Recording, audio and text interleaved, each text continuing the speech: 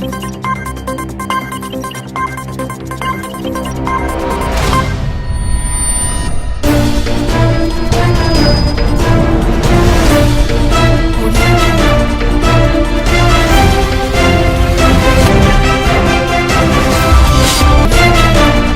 journal vous est offert par la CVONG Aide de toi et les Ciel t'aidera de Jolie Moulumba Mouchi.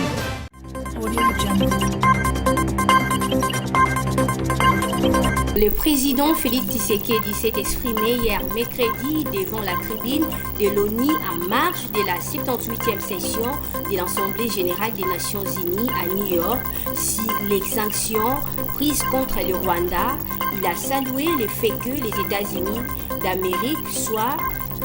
le premier à infliger des sanctions contre certains responsables rwandais, reconnus auteurs des massacres et violences dans la partie orientale de la République démocratique du Congo. À la CENI, le président Denis Kadima a invité hier mercredi les mandataires des partis et regroupements politiques à s'impliquer davantage dans le civisme électoral de leurs électeurs pour une large inclusivité du processus électoral, et cette activité s'est déroulée à la salle des spectacles du Palais du Peuple. C'est toujours un réel plaisir pour moi de vous informer, mesdames et messieurs, bonsoir et bienvenue à cette grande édition du journal. Je l'ai dit au sommaire, le président Félix Tshisekedi s'est exprimé hier mercredi devant la tribune de l'ONU à marge de la 78e session de l'Assemblée générale des Nations unies à New York sur les sanctions prises contre le Rwanda. Il a salué le fait que les États-Unis d'Amérique soient les premiers à effiger des sanctions contre certains responsables rwandais reconnus auteurs des massacres et violences dans la partie orientale de la République démocratique du Congo. Suivez ces propos recueillis. En sus du retrait accéléré de la MONUSCO, la République démocratique du Congo réitère sa demande au Conseil de sécurité de l'ONU de sanctionner toute personne physique et morale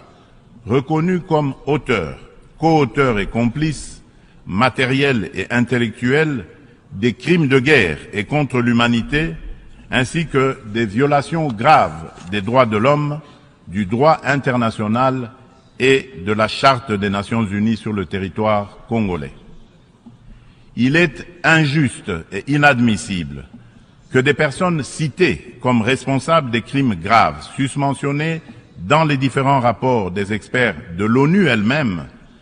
sur la situation sécuritaire en République démocratique du Congo restent impunis dans le silence total de notre organisation et de ses membres qui placent pourtant la lutte contre l'impunité parmi leurs priorités en matière de gouvernance interne et externe. À ce sujet, le gouvernement de la République démocratique du Congo salue chaleureusement les sanctions que vient d'infliger le gouvernement des États-Unis d'Amérique au Rwanda pour son soutien au groupe terroriste du M23 et à un de ses hauts responsables impliqués dans les aventures criminelles au Congo. Pour rappel, ce groupe terroriste supplétif du Rwanda ne respecte aucun des engagements conclus par les chefs d'État de la région dans les cadres des processus de Luanda et de Nairobi. En effet, non seulement ils n'ont pas quitté les positions conquises, mais ils continuent à massacrer nos populations civiles